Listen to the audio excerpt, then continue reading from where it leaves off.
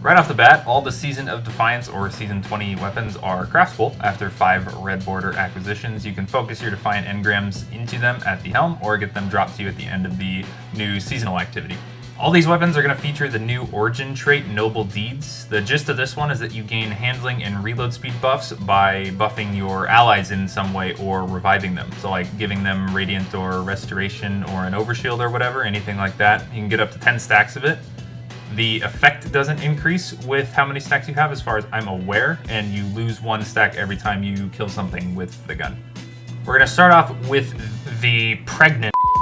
We're going to start off with Regnant, a void heavy grenade launcher. Grenade launchers, despite the sizable buffs that they received with the launch of Lightfall, are still really without a niche. So as far as boss DPS goes, Izzy rocket swapping is going to yield much higher DPS than any combination with a grenade launcher will, and linear fusion rifles still pretty much mop the floor with everything else in the game in terms of total damage from your heavy slot. On top of that, machine guns, with their recent buffs to their reserves, are monopolizing the slot for non-boss encounters. That said, they're almost there, and the buffs were enough to at least turn some heads, and Regnant here rolls with some of the best perks in the game for heavy grenade launchers, so let's break it down. Regnant is a void 120 RPM adaptive frame grenade launcher, so you'll get a little lower DPS compared to the rapid fire frames, but higher total damage. Grenade launchers have some pretty dank math and other nonsense associated with their rolls and their damage numbers and all that stuff. So check out this video I made if you want to learn more about that and why we make certain choices with our grenade launcher perks. Anyway, in column 1, we're looking for quick launch or hard launch for velocity and or handling. Column 2, we're looking for spike grenades for maximum damage, or if you want to take it into PvP, you can go for proximity grenades. For the major perks, Envious Assassin and Auto-Loading Holster are what we're looking for PvE. Which one is better will depend on whether or not you're supplementing the grenade launcher with another DPS weapon and how long the damage phase that you're in is going to take. For PvP, go for Rangefinder for more velocity. In the final column, we have 2 big perks that we're looking for once again, those being Explosive Light and Cascade Point. Explosive Light's 1 orb per shot requirement can be pretty difficult to meet through the entire reserves of the grenade launcher, but it does provide a huge 52% damage buff per shot. Cascade Point is a 40% rate of fire increase after landing precision hits with another weapon or killing something with another weapon, which is going to make it pair well in a swap combination with something like a sniper rifle.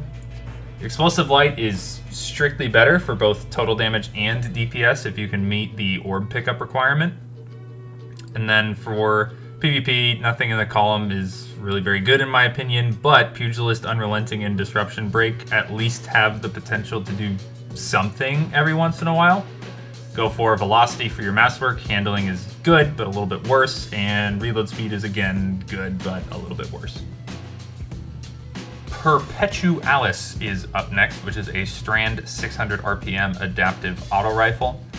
I do not know a lot of people jumping up and down for auto rifles these days, but they are quite usable in PvE and PvP if you are so inclined. Perpetualis is also a rare case for the game, currently at least, where you can take advantage of some strand synergy. Normal barrel options are present here. I'd recommend Arrowhead Break to alleviate some of the gun's base 53 recoil direction, but just going for Hammer Forged, Small Bore, or Corkscrew is going to work out just fine as well. For magazine perks, auto rifles have a pretty solid base reload animation and mag size, so you can really go for whatever in PvE. That said, a few extra shots in the mag does excite me slightly more than 1 extra meter of range, so I'd rather have appended mag or tack mag compared to accurized rounds, which is what I'd go for PvP. Flared magwell is also going to be fine for the just biggest possible boost to reload speed. On to the major perks. In column 3, we really only have 2 choices for PvE, being Envious Assassin and Keep Away, which are both new perks. Talked about Envious Assassin very briefly with Regnant, but Envious Assassin overflows your magazine when you score kills with another weapon, meaning I'm not really a huge fan of it on primaries more often than not, unless I'm pairing it with something like Forbearance or Dead Messenger or something that I'm actually going to be slaying out with in my other slot. That being the case, I am going to go for Keep Away for the flat 30 reload speed when enemies are outside of 15 meters. It's a pretty easy condition to hit, generally speaking, on something like an auto rifle. It's basically the opposite of Threat Detector, if that's something you're familiar with. And then for PvP, I'm going for Keep Away as well because it also gives minus 10% accuracy cone size and 10 range in addition to that 30 reload speed. In that column though, for PvP, you also have Killing Wind, Elemental Capacitor, Zen Moment, and you can pick between any of them. I'd just go for Keep Away though. In column 4, we have Hatchling, currently our only Strand Synergy perk, spawning a little, what do they call them, Threadling on multi-kills or precision kills. Not as strong as other elemental perks like Headstone and Volt Shot in my opinion, but it is there. We have Target Lock, which is fine. Golden Tricorn, which is pretty good. Cascade Point and Demolitionist are both perks with, I don't know, potential to be useful in PvE, but I personally feel like auto rifles hit like wet noodles without a damage perk, which makes Demolitionist not really worth the slot to me, and Cascade Point is just so weird on a primary since it requires rapid precision hits or a kill with another weapon. Kind of the same reason that I'm not a huge fan of Envious Assassin, but definitely make it work. Golden Tricorn is going to be my recommendation overall. It's also going to be a decent pick in PvP, as is Eye of the Storm. Cascade Point honestly could even be some sauce in 6s for PvP, but I'm not brave enough to try it. You can if you want, have at it, and then round it out with whatever masterwork, honestly. Range for PvP, I guess, and then Ranger reload speed for PvE. Raconteur is a stasis precision frame bow. We got a little tease of what a stasis bow could be like with Lunalata last year. This year, we have a stasis bow that's actually good though. First two columns, we've got the normal string and fletching options. We're looking for draw time more than anything, so ideally we want elastic string, or at least I do. Though it doesn't matter that much, and we can't get anything to boost draw time in column 2, so I'd recommend just straight fletching for a flat plus 10 accuracy. That seems good. First major perk column, Archer's Tempo, is just straight up the play in my opinion, but Wellspring and Shoot to Loot have a fair argument in favor as well. Column 4 has some real bangers, actually, with Explosive Head as the premier option for PvE bows thanks to its flat damage boost that activates at all times. Successful Arm Up is another great one, and so is Headstone. Round out any of those 3 perks with a draw time masterwork, and the thing should absolutely rip. Royal Executioner is probably the gun from this set that I am most interested in, actually, and we'll get to why in a moment. It is a solar adaptive frame fusion rifle, and to start, we've got barrels and batteries on this guy just like normal. For barrels, I recommend Arrowhead Break to help with the base 58 recoil direction. You can ignore it if you want though, and since fusions carry with them a bit of an increased priority on stability, you can really go for whatever barrel you want. I'd just stay away from anything that incurs a stat penalty, since we do, to varying degrees, care about all of these stats on our fusion rifle. For batteries, you can also really go for whatever. Accelerated and liquid coils provide quite minimal changes to the damage and charge time of the fusion rifle. I still go for accelerated coils anyway. It might just be placebo, I don't know. It's all really fine. You can go for Ranger stability for PvP. Column 3 is where shit gets interesting. We've got 3 good PvE perks for this gun in Envious Assassin, Lead from Gold, and Grave Robber, as well as 2 good PvP perks in Firmly Planted and Threat Detector. Between those 2 perks for PvP, I would really just go for whichever one you think you're actually going to use. Firmly Planted means you need to crouch when you shoot. Threat Detector means you need to be within 15 meters for the perks to do anything, so whichever of those 2 you feel like you do more often, go for that one. For PvE, I'm going Envious Assassin all day, every day because of Reservoir Burst in the 4th column. Reservoir Burst makes the first shot in your Fusion Rifle's magazine do increased damage and explode out from whatever you hit. But if you overflow your magazine with a perk like Envious Assassin, you can chain together like 7 or 8 Reservoir Burst shots, put the gun away, get some kills with your primary, whip it out and do it again. A similar interaction was present on the Midas Reckoning fusion rifle from King's Fall, but that interaction was based around an origin trait that needed you to have allies around, and that archetype of fusion rifle is cringe to use anyway. There's also Incandescent here, which is solid. I wouldn't really touch anything else. For PvP, you can go Elemental Capacitor, I guess. Pretty good if you're on Void, Arc, or Stasis. I think kill-activated perks on special weapons for PvP are lame, so I'd just stick to Elicap. I'm going to go Charge Time Masterwork when I craft it, but again, anything other than reload speed, I guess, is probably fine.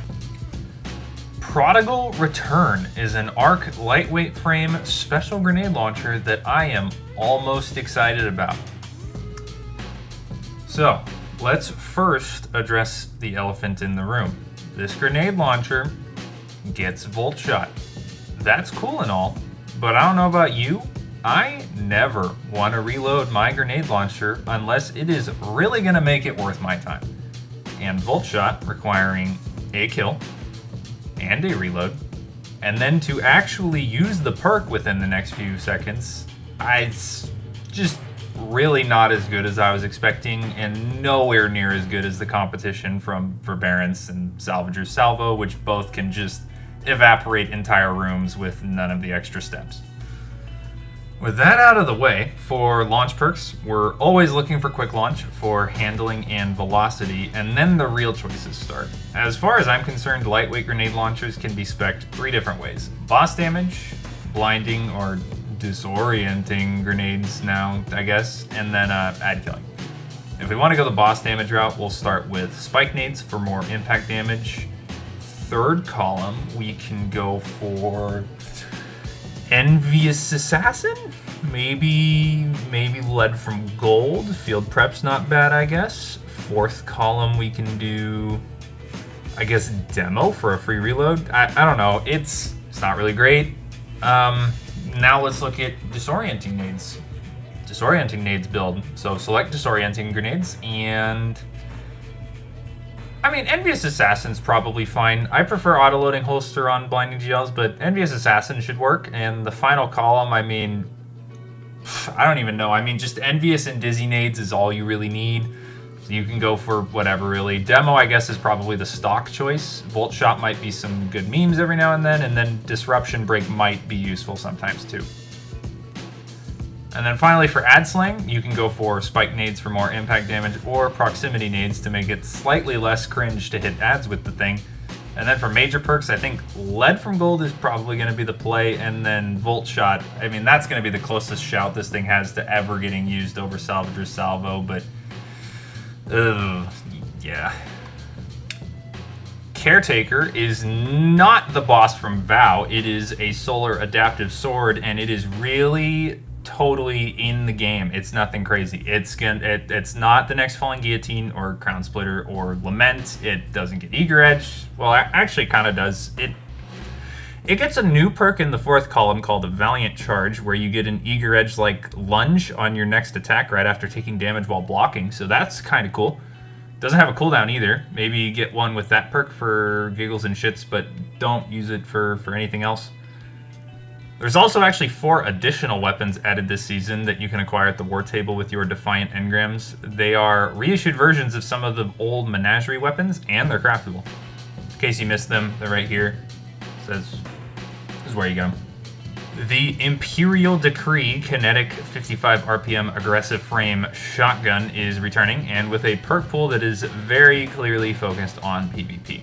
For barrels, as with any PvP shotgun, smoothbore and fullbore do next to nothing these days. As such, I'd recommend going for some well-rounded stat bumps from things like corkscrew or smallbore, or even rifled barrel if you can make up for the handling through something like Ophidian Aspect or Dragon Shadow. But nowadays, the barrels on shotguns don't matter all that much. For magazine, Acrized rounds is the clear choice, with Assault Mag also having some merit. The first major perk column is where the choices kick off, though. We've got 3 big ones with Slide Shot if you really want to push out your range as far as possible, and if you're alright missing out on the handling provided by something like Surplus or Threat Detector, which is what I'd personally want on this gun. In the final column, we have some interesting stuff for sure, until you see that Opening Shot is here, and then you're going to take Opening Shot, and then you're going to put a Range Masterwork on it, and you're going to go melt some faces in the Crucible. The 3 remaining weapons are the class-specific swords, starting with the Hunter Sword Goldtusk, which is an arc lightweight frame. And lightweight frame swords, if you're not familiar, do a neat little dashy with its heavy attack. And a neat thing you might not know about Goldtusk is there's actually some neat tech that allows you to actually have the highest DPS in the game among legendary swords with Whirlwind Blade. Even better than Falling Guillotine, you just need to learn to do whatever this nonsense is. For perks, edge perks in the first column actually do affect the damage and reserves directly. The trade-off here is simple: more damage or more total damage. In the grand scheme of the game, sword ammo economy is cracked, so I'd just go for Jagged Edge for maximum damage. There's only one guard choice, so that's that. For your first major perk, I'd recommend Relentless Strikes for the free ammo. Though Valiant Charge would be pretty fun too, and I did just get done saying sword ammo economy is quite good at a baseline, so maybe go for that, honestly. Yeah, Valiant Charge, sure. For the second perk column, it's also pretty clear. We've got Chain Reaction, which is a cool meme pick. A lot of fun. But Whirlwind Blade is going to be what you're going to want to go for damage. Next up, we have literally Falling Guillotine. Death's Razor is going to be the Warlock Sword, which is a Void Vortex Frame, which does a little twirl with its heavy attack. Vortex Frame swords put out pretty solid damage, so I'd recommend specking for that here. So we'll go for Jagged Edge again, Relentless Strikes, and Whirlwind Blade again. Though, Surrounded will be higher damage than even max stack Whirlwind Blade if you can activate it. Valiant Charge is also here for the memes, but in the second column this time, so Finally, we have Throne-Cleaver, which is a solar aggressive frame sword that does a big slam with its heavy attack. This sword archetype can do some pretty kooky damage with its heavy attack, so we're going to spec for damage again. So, Jagged Edge.